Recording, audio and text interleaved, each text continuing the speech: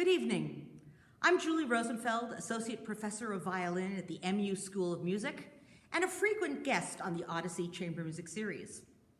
On Friday evening, March 19th, Amanda Collins, Ayako Tsuruta, and I will perform one of my favorite pieces of chamber music, the trio for horn, violin, and piano in E-flat major, Opus 40 by Johannes Brahms. I hope this pre-concert lecture will whet your appetite for this amazing work. Johannes Brahms was born in Hamburg, Germany in 1833, the son of a professional horn-playing father and a doting mother. He showed prodigious talent as a pianist, and from his teens onward, toured Europe with various famous violinists, first with Hungarian Edward Remenyi, and later with Joseph Joachim, perhaps the greatest violinist of the second half of the 19th century. Joachim became his lifelong best friend and collaborator. The violin concerto, double concerto, and violin sonatas were all written for him, and introduced Brahms to important musicians such as Clara and Robert Schumann. In 1853, Brahms became close with both Schumanns, and after Robert's death in 1856, became a de facto member of the Schumann household, helping Clara raise her 8 children while she toured as a pianist to support her family. Rumors swirled that Clara's youngest child, Felix, born in 1854, had been fathered by Brahms, but this has never been proven. Clara remained a close friend and supporter for over 40 years until she died in 1896, just a year before Brahms. Fast forward to early in 1865, when Brahms was grief-stricken by his mother's death after a long illness. In homage, he composed his German Requiem and this horn trio, which he finished quickly in a burst of creativity. This combination of 3 instruments had never before been attempted in a chamber music setting, but the mixture of timbres works very well. Brahms specified that the horn part be played only on the Waldhorn, or the natural horn without valves, even though the valved instrument was already in wide use by that time. Brahms himself said that if the Waldhorn was not available, he preferred that the part be played on either a viola or a cello. I've tried to convince Amanda Collins to make her debut on the viola next week, but to no avail. Happily, Amanda has now agreed to show us the Waldhorn and some of the differences between it and the modern valved horn. Take it away. Thank you so much.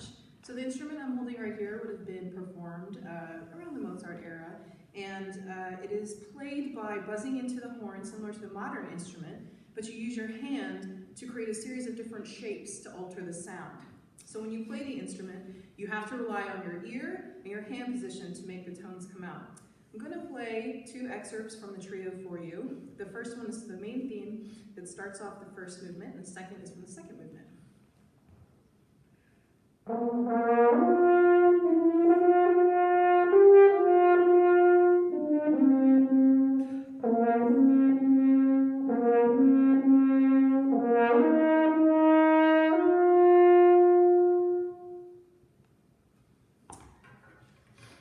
And the second movement.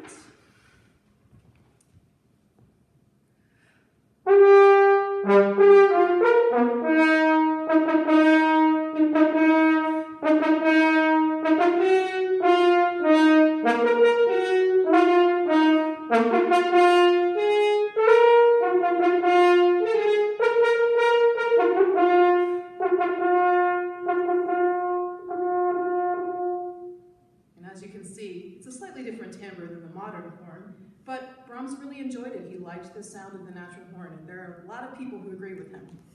I love the picture that you sent me of Brahms in this club of horn players. Yes, a little known fact about Brahms, he actually enjoyed playing the cor de chasse, which is a hunting horn.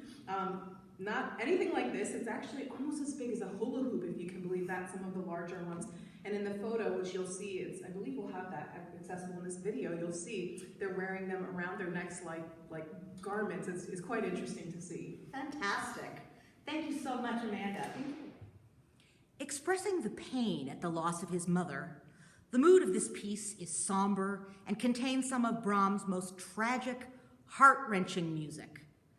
The mellow key signature, the use of the vault horn, and the writing in the lowest registers of all three instruments contribute to the darkness of the music.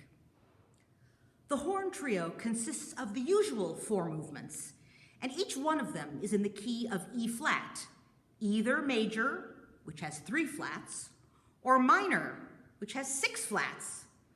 Violinists hate playing in 6 flats. The first movement, rather than a normal sonata allegro form, is in binary form. A, B, A, B, A. Kind of a double Oreo cookie, or maybe a double Whopper, which alternates a lyrical andante theme with a more agitated B section. As you can hear, the mood of the andante is pensive, nostalgic, almost reverent.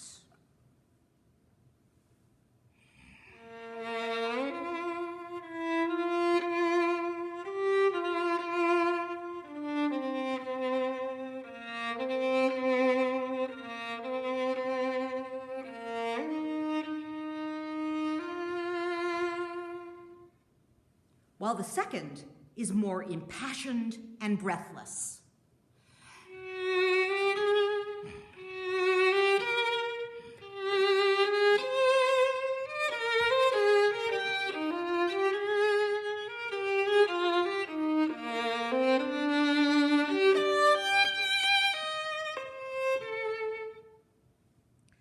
The second movement, a rollicking scherzo, perhaps a reminder of happier times, is offset by a somber, contrasting trio section in 7 flats.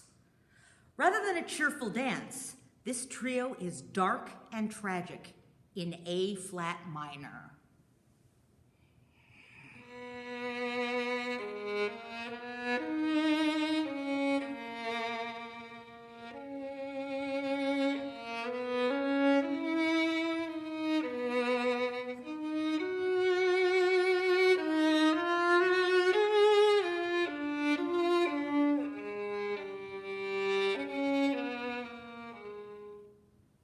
Next, we come to the emotional heart of the piece, the third movement, marked Adagio Mesto.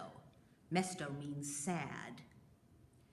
It opens with 4 measures of solo piano in its very lowest register, which sets a contemplative mood for the theme in the violin in E flat minor. Again, Brahms with the 6 flats.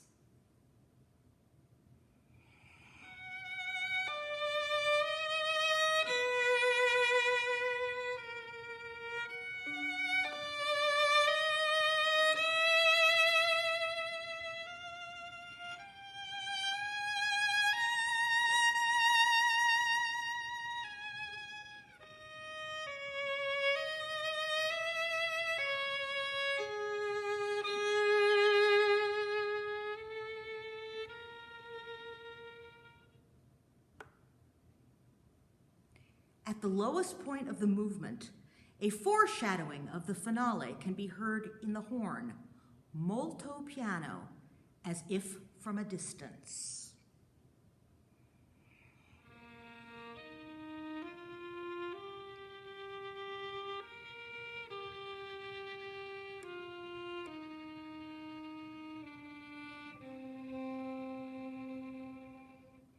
Which turns into... What a clever guy that Brahms was. In this finale, Allegro con brio, with spirit, we hear the horn in its traditional role as hunting horn. You can hear the galloping horses in the piano part. The joyful character of this last movement symbolizes Brahms' recovery from a period of mourning. The finale brings this masterpiece to an exuberant conclusion. Thus, we end our journey through the details of Brahms' horn trio. I hope my lecture will further your enjoyment of this great work when you tune in to our live-streamed Odyssey performance on Friday, March 19th, beginning at 7 p.m. Central Time.